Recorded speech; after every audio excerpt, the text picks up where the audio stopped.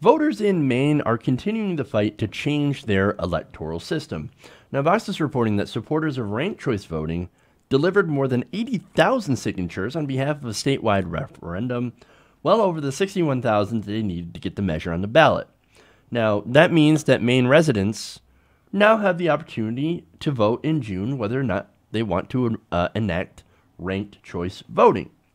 Now, for those of you who are a bit unfamiliar about how this works, here's a little bit of a brief explanation. Basically, under ranked choice voting, voters would be able to rank multiple candidates in order of preference. So what it was is that how it would work is that you would have multi-round instant runoff elections. Now, in the first round, for example, first choice voters first choices are all tallied. If one candidate gets the majority of votes, well, they end up winning the election. You don't need a second round because that one person's got the majority. Okay. Now, what makes it different than the rest of the elections, the way that we normally run elections, is that if nobody has a majority, if it's not clear, then the candidate with the fewest votes is eliminated. Votes that were cast for the eliminated candidate go to the voter's second choice. The process continues until, of course, you get the process of elimination, and a candidate receives a majority of votes and wins. So this is different because it's not a winner-take-all system. So Maine voters, they decided, we want to put this on the ballot. But wait a minute, didn't they already put this on the ballot? Didn't this already happen? Well, it turns out, yes, back in 2016, Maine voters put this on the ballot, and they actually passed it. So Maine voters should already be using a ranked choice voting system. Except, of course, the Republican governor, Paul LePage, decided that I don't like this system. I should like the old way because the old way I actually won. So yeah, I want to keep it the same. Now, an explanation of that, of course, is that look, he had twice won. He had been elected without a majority of statewide votes. So what happened is you had some, I guess, a spoiler in there. That ended up giving him the majority, where he actually won. So because his system would hurt him, would also hurt Republican candidates, they, of course, pushed back. They decided, no, we're going to get rid of this. We're not going to enact this at all. And look, if you voted for this, sad day for you. I'm going to overturn the will of the people because we can do that. In fact, Republicans, and they did it in two different ways. For one, they appealed to the Maine Supreme Court. Now, they issued an advisory opinion saying that ranked choice voting violated the state constitution for statewide general elections. Now, they did say that it was okay for state primary and federal elections. They said that it's not, that you can't apply it to statewide general elections. Okay. Now, the case also rested on how to interpret the provision in the state constitution, saying that the state general elections would be decided by a plurality of all votes. Now, that wasn't the only way that they tried to shut this down. State Republicans also proposed delaying even the partial implementation of this until 2021. And then they passed that law in late October of 2017 with the help of some Democrats who also feel threatened by this system.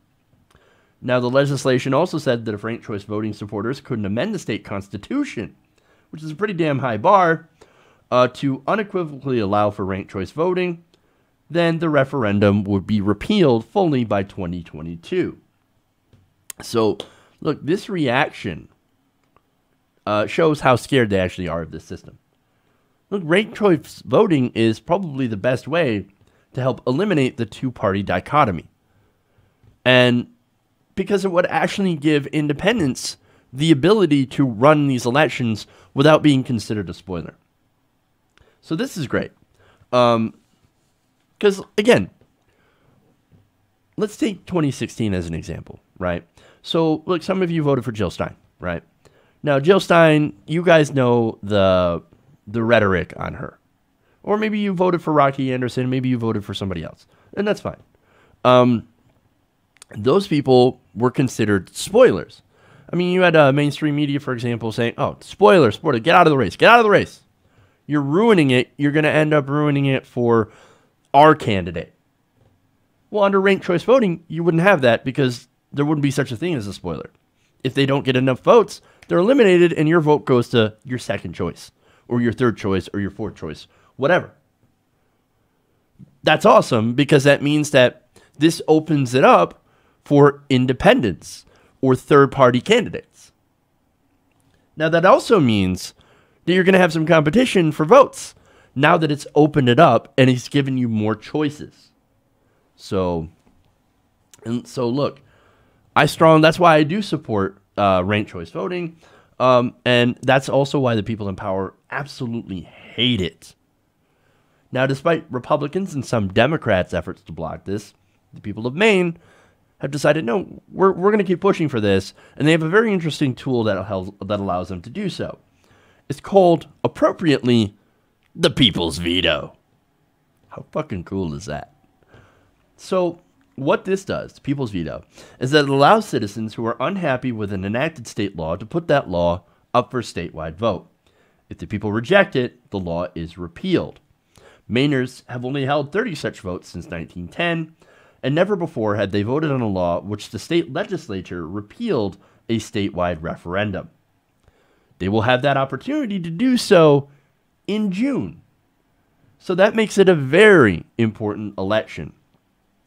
So I want you to look at the dynamics here of this, right? So, and this is why this is shaping up to be a pretty important race or election. This passed with the majority of Mainers saying, yes, I want more choices in election rather than just Democrats and Republicans. I don't want to just vote for Democrats and Republicans. Now, lawmakers, they looked at that and they said, yeah, that's great. And then they decided to rip it up. And then they laughed in your face. They took a victory lap.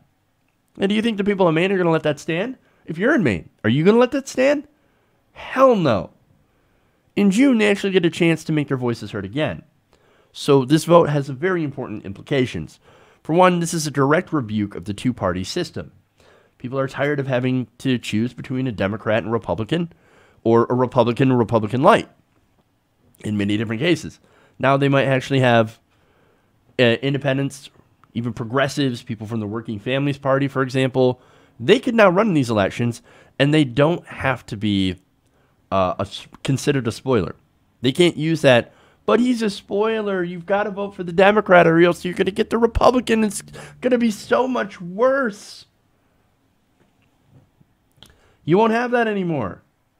And look, this is important because 46% of Americans identify as independents. They don't identify with any political party. And guess who the most popular politician in America is? Bernie Sanders. And as Peter Dow and the rest of centrist Twitter love to point out, he's not a Democrat. He's an independent. He's actually the longest serving independent in Congress. And, oh, look, as well as identifying with most Americans on being an independent, he also identifies with the majority of Americans on most of the issues. No wonder both parties see him and independents and ranked choice voting as a threat. This is a direct challenge to the broken two-party system. You tired of voting for the lesser of two evils? Ranked choice voting is a way to end that. No, look, you will no longer have that spoiler in the race. And finally, did you know that 61% of Americans, according to a new Gallup poll, feel that both parties do not do an adequate job of representing the people? That's because they represent their donors. Oftentimes, you have no real choice. This will at least allow you to have a choice. So I think this vote in Maine is actually important because, look, if an entire state can do ranked choice voting and give people a choice, it might actually spur the rest of the nation into fighting for it too. And I'm not saying it's the only solution. Of course, we need open primaries. We need to get the money out of politics. That's a major one. And, we need to open up, automatic voter registration and everything like that. But this is just one of the ways I think will absolutely help to transform our system away from what we've had already. Because again, we're the only system in the developed world that relies on a two-party system. Everyone else is a bit more parliamentary. And they might have their problems, but we also have major problems. So we got to do something, and I think this would be an excellent start. Hey everybody, thanks for watching this video. If you want to see more like this, please hit the subscribe button below.